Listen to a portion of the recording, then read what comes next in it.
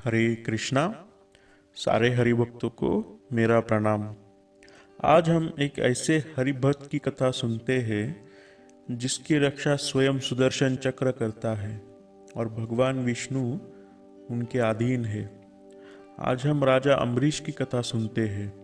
राजा अम्बरीश, उनका जन्म इक्ष्वाकु वंश में हुआ।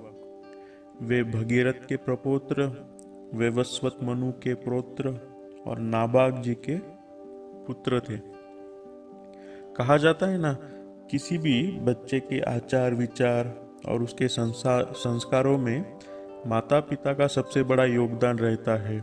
वैसे ही राजा अम्बरीश की हरि भक्ति और उदारता के पीछे उनके पिता नाभाग का बहुत बड़ा योगदान है।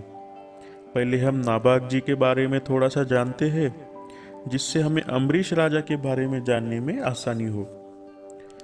नाभाग जी के भाइयों ने जब अपने पिता की सारी संपत्ति आपस में बांट ली, तब नाभाग जी के हिस्से में सिर्फ उनके पिता ही आए, कुछ संपत्ति नहीं आई। जब उनके पिता ने ये देखा तो उन्होंने अपने बेटे नाभाग से कहा कि तुम चिंता मत करो, जल्द ही तुम्हें एक यज्ञ से दान स्वरूप बहुत धन हासिल हो जाएगा। उसी तरह नाभाग को बहुत धन अर्जित हुआ। जैसे हम कहते हैं कि भगवान अपने भक्तों के साथ हमेशा लीला करने में प्रसिद्ध है, और इसी इसी इसी तरह उस जगह भी भगवान महादेव प्रकट हुए और उन्होंने नाभाग जी की परीक्षा लेने हेतु उनसे कहा, इस यज्ञ से कमाया हुआ धन मेरा है, इस पे सिर्फ और सिर्फ मेरा हक है। जब नाभाग जी ने अपने इष्ट देव को ये कहते हुए सुना, उन्होंने तुरंत ही उन्हें सारा धन दे दिया। जब भगवान महादेव ने प्रसन्न होकर उन्हें वो सारा धन वापस कर दिया और साथ में ऐश्वर्य और संपन्नता का आशीर्वाद दिया। इस तरह नाभाग जी ने उदारता दिखाकर भगवान शिव जी को प्रसन्न कर लिया, और यही उदारता और भक्ति उन्होंने अपने पुत्र अम्बरीश को भी दी। हरि बोल। इस तरह राजा अम्बरीश भी बहुत वैभवशाली थे। देखो, वैश्विक सुख कितना भी हो, वो ज्यादा देर तक नहीं टिकता। इस वजह से ऐसे वैभव से, जो कि किसी भी क्षण नष्ट हो सकता हो, उससे इंसान हमेशा के लिए सुखी नहीं हो सकता। किंतु भक्ति के वैभव की कोई सीमा नहीं होती और वो अनंत जन्मों तक रहती है। राजा अम्बरीश एक वैभवशाली भक्त थे, और इसीलिए मैं उन्हें यहाँ पे संपन्न राजा कहता हूँ। तो राजा अम्बरीश एकादशी व्रत करते थे, जिसे कहते हैं द्वादशी प्रधान एकादशी व्रत। इसमें क्या करते हैं, दशमी के दिन दोपहर एक बार खाना खाते हैं, एकादशी को पूरा दिन उपोषण, और द्वादशी के दिन उसका पारण करते हैं। ऐसे ही एक एकादशी को राजा अम्बरीश के पास दुर्वास मुनि अपने कुछ शिष्यों के साथ आए। राजा अम्बरीश इन अतिथियों की पूजा की, और जब अगले दिन द्वादशी के दिन जब ये अतिथिगण जाने लगे, तब राजा ने उनसे कहा, हे मुने, आप द्वादशी के शुभ दिन पे आप सभी लोग हमारे यहाँ पे पारण करके हमें धन्य कर दो। यह सुनकर दुर्वास मुनि ने उनकी विनती को मान्य कर लिया और वे स्नान करने के लिए चले गए। जब भी हम कोई व्रत शुरू करते हैं तो उस भक्तों की श्रद्धा और भक्ति की परीक्षा भगवान लेते हैं। ऐसे ही इस परीक्षा में दुर्वास ऋषि की काफी देर तक इंतजार करने के बाद अम्बरीश राजा ने कुछ लोगों को उनके पास भेजा। तब दुर्वास मुनि ने उन लोगों से कहा, जब मेरा स्नान खत्म हो जाएगा तो मैं आ जाऊंगा। ऐसा कहकर वो अनुष्ठान के लिए बैठ गए। जब उन भेजे गए सिपाहियों से राजा ने यह सुना तो वह चिंताग्रस्त हो गया। उसने सोचा कि अरे, साधन घटिका तो नजदीक आ गई है, और दुर्वास मुनि तो अभी भी नहीं आए। ऐसे में अगर दुर्वास मुनि की राह देखेंगे तो व्रत भंग हो जाएगा। ऐसे इस विकट परिस्थिति में राजा ने अपने श्री हरि की प्रार्थना करना शुरू कर दिया और अपने श्री हरि के चरणों का तीर्थ प्राशन कर लिया और ब्राह्मण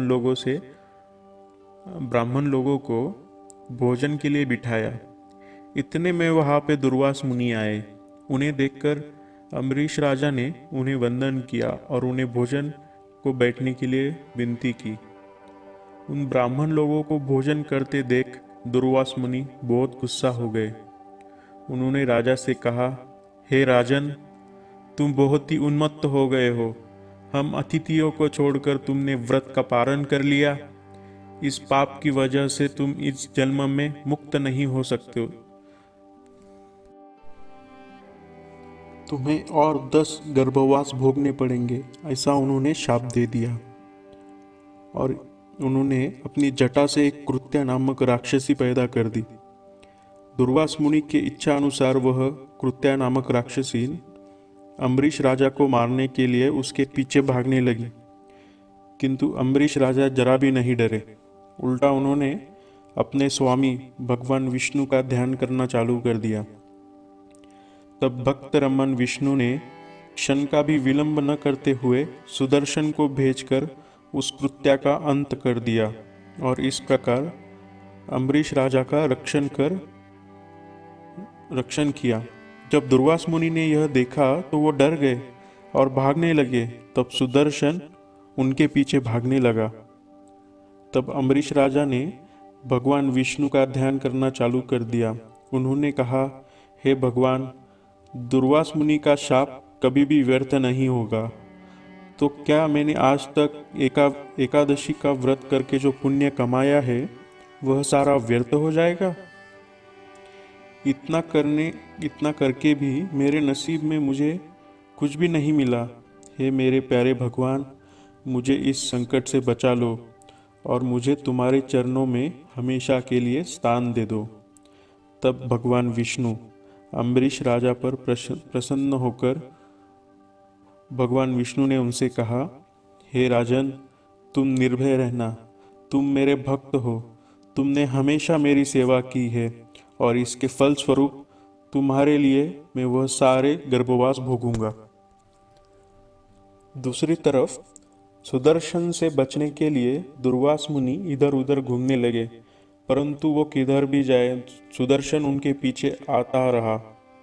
अंत में वो सत्यलोक में भगवान ब्रह्मा के पास गए और उन्होंने उस सुदर्शन चक्र से उन्हें बचाने के लिए भगवान ब्रह्मा से प्रार्थना की, किंतु भगवान ब्रह्मा ने उनसे कहा, इस सुदर्शन चक्र को संभालना मेरे बस में नहीं है। तुम कैलाश पर्वत जाके भगवान शिव जी से प्रार्थना करो, शायद वह तुम्हें इससे बचाएंगे।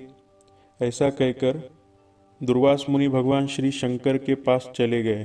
तब भगवान शिव जी ने उनसे कहा कि एक बार मैं अपना त्रिशूल संभाल सकता हूँ, किंतु सुदर्शन को रोक नहीं सकता। बस भगवान विष्णु ही तुम्हें इससे बचा सकते हैं। ऐसा करते करते दुर्वास मुनि को 1 साल हो गया। हर दिन 60,000 घड़ भर के खाना खाने वाले दुर्वास मुनि, उन्होंने पिछले 1 साल में कुछ भी नहीं खाया था। देखो, किए हुए कर्म से बचना दुर्वास मुनि जैसे श्रेष्ठ लोगों के हाथ में भी नहीं है। इसलिए हमें अपना कर्म अच्छा रखना चाहिए। दुर्वास मुनि भगवान विष्णु के पास आए और उन्होंने भगवान विष्णु से प्रार्थना की।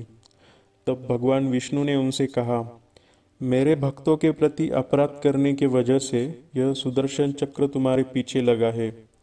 यदि यह मेरा शस्त्र है और इसे मैंने छोड़ा है, फिर भी उसे संभालना मेरे हाथ में नहीं है। जिस भक्त के लिए मैंने उसे छोड़ा है, बस वही तुम्हें इसे बचा सकता है। दुर्वास मुनि ने यह जब सुना तो वो राजा अम्बरीश के पास आए और उन्होंने राजा से प्रार्थना की, हे राजन, बस तुम ही एक हो जो मुझे इस सुदर्शन से बचा सकता है। कृपया करके मुझे इससे बचाओ। तब राजा अम्बरीश ने सुदर्शन से दुर्वास मुनि को बचाने के लिए भगवान विष्णु की प्रार्थना की। तो तब सुदर्शन चक्र शांत हो गया और भगवान विष्णु के पास वापस चला गया। उसके बाद राजा अम्बरीश ने दुर्वास मुनि की सेवा करते हुए उन्हें अपने साथ भोजन के लिए बिठाया। भोजन के पश्चात जब दुर्वास मुनि को यह समझा कि पिछले 1 साल से राजा अम्बरीश ने उनके लिए अन्न पानी छोड़ दिया था, तब उन्हें बहुत बुरा लगा। देखो, राजा अम्बरीश के भक्ति के सामर्थ्य के आगे दुर्वास मुनि की तपश्चर्या भी फीकी पड़ गई। इससे यही समझ में आता है, तप से भी भक्ति में सामर्थ्य अधिक होता है। भगवान को सिर्फ और सिर्फ भक्ति से जीता जा सकता है। अन्य किसी भी साधन से भगवान इतने प्रसन्न नहीं होते जितने वह अपने भक्तों के प्रति होते हैं। मैं आशा करता हूँ आप सभी लोग अपने भगवान को अपनी भक्ति से प्रसन्न कर लेंगे। हरे कृष्णा गौर प्रेमानंदे, हरि हरि बोल।